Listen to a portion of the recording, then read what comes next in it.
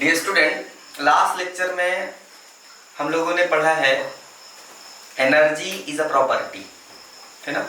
और उसके पहले हम लोगों ने पढ़ा फर्स्ट लॉ ऑफ थर्मोडायनेमिक्स। यार फर्स्ट लॉ ऑफ थर्मोडायनेमिक्स का जो लेक्चर है ना, उसमें थोड़ी लाइटिंग की प्रॉब्लम आ रही थी और एक्चुअली वो प्रॉब्लम हमने रिकॉग्नाइज कर ही नहीं पाया था लेक्चर के ड्यूरेशन पे। तो यार लेकिन कंटेंट अच्छा है, ठीक है, मैंने देखा है उस वीडियो को। तो अंडरस्टैंडिंग बहुत खतरनाक बनेगी अगर आप कोशिश करेंगे, है ना, समझने की कोशिश करेंगे तो अंडरस्टैंडिंग बहुत अच्छी आएगी फर्स्ट लॉ ऑफ थर्मोडायनेमिक्स की। अगर नहीं आती तो फिर से मैं रिपीट कर सकता हूँ वीडियो को, कभी फिर से बना दूंगा, एक लेक्चर फिर बना दूंगा। तो अभी देखो फर्स्ट लॉ ऑफ थर्मोडायनेमिक्स का जो बेसिक स्टेटमेंट होता है ना, जो किताब में लिखा रहता है, वो मैंने बोला ही नहीं है पूरे लेक्चर के दौरान, है ना। वो क्या है first law of thermodynamics? Energy conservation का। अरे बच्चों बात समझ में, मतलब एनर्जी कंजर्व होती है। कंजर्व का मतलब क्या है कि एनर्जी जितनी है, अभी मैं प्रूव कर दूंगा कि इस यूनिवर्स की एनर्जी चेंज नहीं हो रही है, ठीक है, अगले कुछ मिनट्स में। तो उसका स्टेटमेंट क्या लिखा होता है किताबों में? उसका स्टेटमेंट लिखा होता है energy can neither be created nor be destroyed, it can be transformed only one form to another. ऊर्जा को ना तो नष्ट किया जा सकता है, ना तो उत्पन्न किया जा सकता है, इसे एक रूप से दूसरे रूप में परिवर्तित किया जा सकता है। हमने जो वर्क डन किया था सिस्टम पर, थर्मोडायनेमिक सिस्टम में जो हम लोगों ने वर्क डन किया था वो वेट की मदद से। Are you getting? वहां मैंने एक स्टेटमेंट बोला था, the transfer of heat and work done may cause the same effect in a thermodynamic system। उसका क्या इतना सिंपल मीनिंग है कि थर्मोडायनेमिक सिस्टम में जो हमने मास कंसीडर किया था water, small M mass of water consider किया था थर्मोडायनेमिक सिस्टम के रूप में। तो उसमें हमने टेम्परेचर बढ़ाया था, लेकिन टेम्परेचर हमने हीट की सप्लाई करके नहीं बढ़ाया था, हमने थर्मोडायनेमिक सिस्टम में वर्क किया था वेट की मदद से, है ना, फैन उसमें रोटेट कराकर, उससे टेम्परेचर इंक्रीज हो गया था। लेकिन टेम्परेचर इंक्रीज कैसे होता है? हीट सप्लाई से। लेकिन हमने हीट सप्लाई नहीं किया था, इसलिए मैंने वहां एक स्टेटमेंट बोला था, the transfer of heat and work done में cause the same effect in a thermodynamic system. Same effect ला रहे थे, ठीक है। तो वहां से वापस आ रहा हूं, तो वहां जो एक स्टेटमेंट है कि energy can neither be created nor be destroyed, it can be transformed only one form to another. तो बच्चों वहां से एक बात निकल कर आती है, कॉन्सेप्ट निकल कर आता है, perpetual motion machine of first kind. First law of thermodynamics से हम लोग पढ़ते हैं इसको। सेकेंड लॉ ऑफ थर्मोडायनेमिक्स से मिलेगा PMM2, perpetual motion machine of second kind. तो फर्स्ट लॉ यह बताता है कि एनर्जी कंजर्व है, ना तुम एनर्जी को क्रिएट कर सकते ना डिस्ट्रॉय कर सकते, केवल उसको ट्रांसफॉर्म कर सकते हो एक फॉर्म से दूसरे फॉर्म में। लेकिन एक क्वेश्चन आता है कि कौन सी ऐसी मशीन है दुनिया में जो जितनी तुमने हीट की सप्लाई की उतना पूरा वर्क डन कर दे? There is no machine exist in this world. Are you getting? ऐसी कोई मशीन है ही नहीं, क्योंकि कुछ एनर्जी किसी दूसरे फॉर्म में ही डिसिपेट हुई होगी, डिसअपियर हुई होगी, लॉस हुआ होगा, हमें पता नहीं चला, वो भी किसी ना किसी फॉर्म में ही चेंज हुई है। अल्टीमेटली एनर्जी कंजर्व है, लेकिन पूरा का पूरा वर्क तो नहीं मिलेगा भाइयों बहनों। वही स्टेटमेंट यहां पर लिखा है मैंने, perpetual motion machine of the first kind, perpetual P motion M machine M, first kind 1 PMM, ये इसका छोटा रूप है, perpetual motion machine of first kind. इसका स्टेटमेंट देखिए, there can be no machine which would continuously supply mechanical work without some other form of energy disappearing simultaneously. Such a fictitious machine is called PMM1। अरे बेटी नहीं आ रहा है? Perpetual motion machine क्या है? Perpetual motion machine एक ऐसी machine है जो कंटिन्यूअसली वर्क कर रही है और एनर्जी का जो डिसिपेशन है, जो लॉस है, वो कहीं नहीं हो रहा है। जितनी हीट तुमने सप्लाई किया कंटिन्यूअसली वर्क कर रही है, कंटिन्यूअसली वर्क कर रही है। Are you getting? A PMM1 is thus impossible।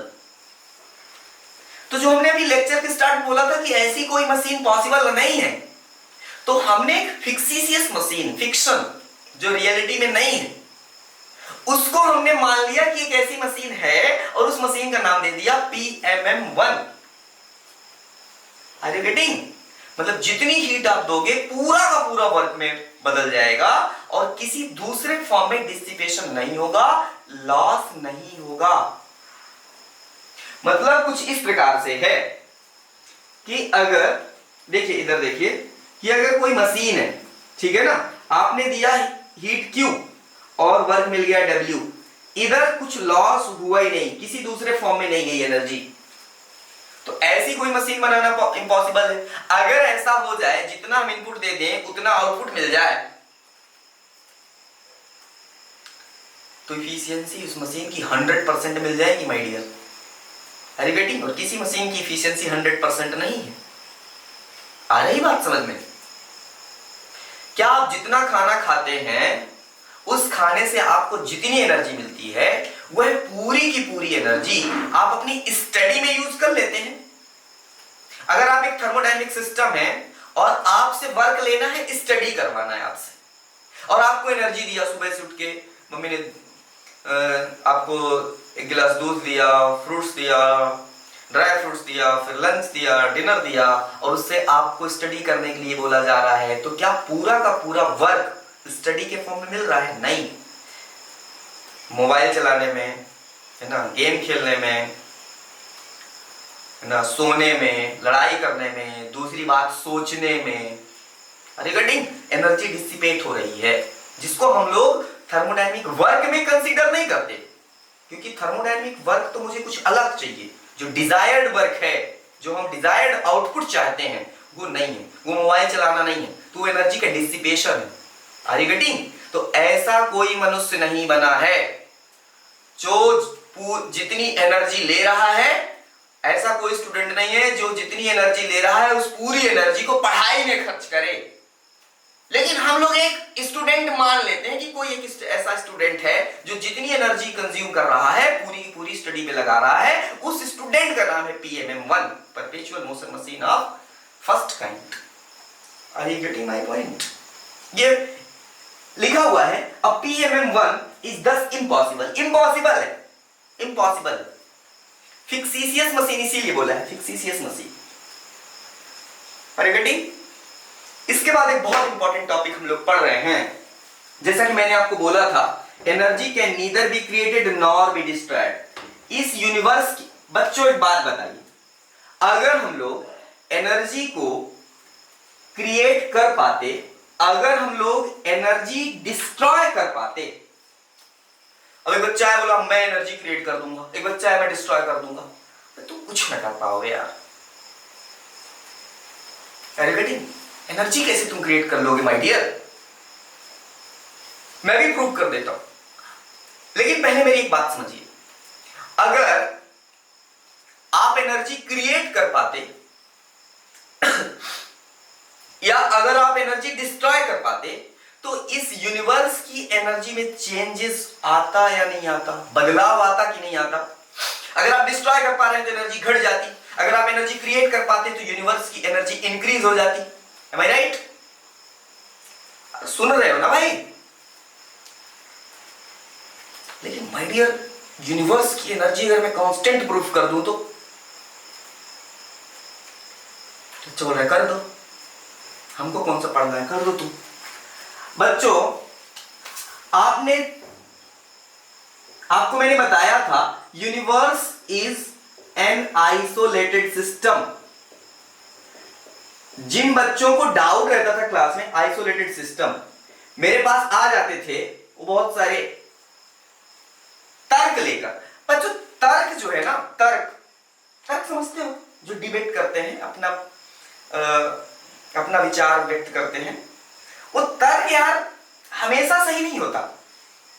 तर्क को आप सत्य नहीं कह सकते। अगर मैं किसी खराब बात के लिए भी, बेकार बात के लिए भी, अननेसेसरी बातों के लिए भी अगर मैं आपको कन्विंस कर लेता हूं और आप हमसे सहमत हो जाते हैं, इसका मतलब यह नहीं है कि मैं सही हूं। तो जो तर्क है, जहां तर्क होगा वहां कुतर्क भी होगा उसके अगेंस्ट। तो तर्क हमेशा सही नहीं होता। मैं ये बार बार क्यों तर्क कर रहा हूं, क्योंकि कई बच्चे आते थे और मुझसे बोलते थे कि सर यूनिवर्स को आप सिस्टम ही नहीं मान सकते, आइसोलेटेड सिस्टम नहीं मान सकते, उसकी बाउंड्री नहीं है, ऐसा है। Universe is a isolated system, I will prove once again. Are you getting?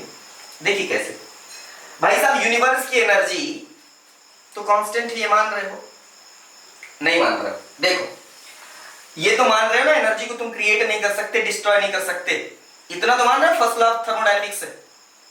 अब देखो बच्चे, यूनिवर्स को जब मैं आइसोलेटेड सिस्टम कंसीडर कर रहा हूं, यूनिवर्स को जब मैं आइसोलेटेड सिस्टम कंसीडर कर रहा हूं, तो अगर मैं इस सिस्टम के लिए अगर मैं thermodynamic first law of thermodynamics equation लिखूं, तो Q इज इक्वल टू, या dq भी कुछ किताबों में लिखा होता है, मतलब ट्रांसफर ऑफ हीट। अब तो ये आप समझ चुके हैं कि Q का मतलब क्या है, कितने हीट ट्रांसफर किया आपने।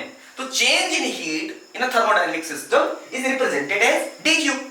तो dq is equal to del E plus dw, transfer of work. My dear, isolated system ऐसा सिस्टम है जिससे ना तो एनर्जी का ट्रांसफर हो सकता है और ना ही मास का ट्रांसफर हो सकता है। तो आइसोलेटेड सिस्टम ऐसा सिस्टम है जिससे ना तो मास का ट्रांसफर किया जा सकता है और ना ही हीट का ट्रांसफर किया जा सकता है। जब हीट का ट्रांसफर नहीं हो सकता तो dq 0। Is it clear? अब थर्मोडायनेमिक सिस्टम, अगर कोई थर्मोडायनेमिक सिस्टम आप कंसीडर कर रहे हैं और उस थर्मोडायनेमिक सिस्टम के बाहर सिस्टम का इफेक्ट सराउंडिंग पर नहीं हो रहा है, तो वर्क डन 0 माना जाएगा, थर्मोडायनेमिक वर्क डन 0 माना जाएगा। है ना बात सही? मैंने डिस्कस किया था ना कि थर्मोडायनेमिक सिस्टम के बाहर अगर सराउंडिंग पर थर्मोडायनेमिक सिस्टम का इफेक्ट नहीं पड़ रहा है, इफेक्ट नहीं आ रहा है, तो थर्मोडायनेमिक सिस्टम के द्वारा वर्क डन नहीं माना जाएगा। Are you getting? तो आइसोलेटेड सिस्टम मींस यूनिवर्स की तो बाउंड्री आपको नहीं पता है। Are you getting? यूनिवर्स की बाउंड्री नहीं पता है, तो आप बाहर कुछ ट्रांसफर कर नहीं पाएंगे। तो यूनिवर्स में dw कितना होगा? 0, ट्रांसफर ऑफ वर्क 0। तो यहां जो आइसोलेटेड सिस्टम है उसमें dw भी 0 होता है, dq भी 0 होता है। तो 0 is equal to del E plus 0 means del E is equal to 0। Del E क्या है? Change in energy, final energy minus initial energy. कितना? Final energy minus initial energy, दोनों E2 माइनस E1 लिखा मैंने, is equal to 0 means E2 is equal to E1। इसका मतलब क्या है? इसका मतलब क्या है? Energy at state 1 is equal to energy at state 2। मतलब एनर्जी का ट्रांसफर नहीं हो रहा है। ये मैं नहीं कह रहा हूं, ये फर्स्ट लॉ ऑफ थर्मोडायनेमिक्स कह रही है। मतलब E1 is equal to E2 means energy constant है, बदल नहीं रही है। स्टेट 1 पर भी स्टेट 2 पर भी सेम एनर्जी है। मतलब energy of the system, energy, total energy of the system means universe, total energy of universe is always constant, always constant. Universe की टोटल एनर्जी हमेशा कांस्टेंट होती है। ये हम लोगों ने फर्स्ट लॉ ऑफ थर्मोडायनेमिक्स से प्रूव कर दिया। Are you getting my point? तो ये बहुत अच्छे अच्छे कॉन्सेप्ट्स आपको मिल रहे हैं माय डियर। इसके आप प्रॉपर नोट्स बनाएं। इसके बाद अगर आपके पास कोई किताब है उसको पढ़ें, उसके न्यूमेरिकल्स लगाएं। बाकी अभी मैं बहुत सारे न्यूमेरिकल्स करवाने वाला हूं, लेकिन जेईई मेंस के न्यूमेरिकल्स और नीट के न्यूमेरिकल्स मैंने ये सोचा है कि मैं तभी सॉल्व कर पाऊंगा जब मैं पूरा कॉन्सेप्ट पढ़ा दूं, पूरा कॉन्सेप्ट पढ़ा दूं। उसके बाद में बोर्ड में क्वेश्चन लिखूं तो आप सॉल्व करें। Is it clear? तो इस लेक्चर में आपने दो कॉन्सेप्ट पढ़ा है। एक कॉन्सेप्ट आपने पढ़ा है आइसोलेटेड सिस्टम का ये एनर्जी, और उसके पहले आपने पढ़ा है कि perpetual motion machine of first kind, I think, है ना, PMM1 पढ़ा है। तो इस लेक्चर में आज के लिए इतना है।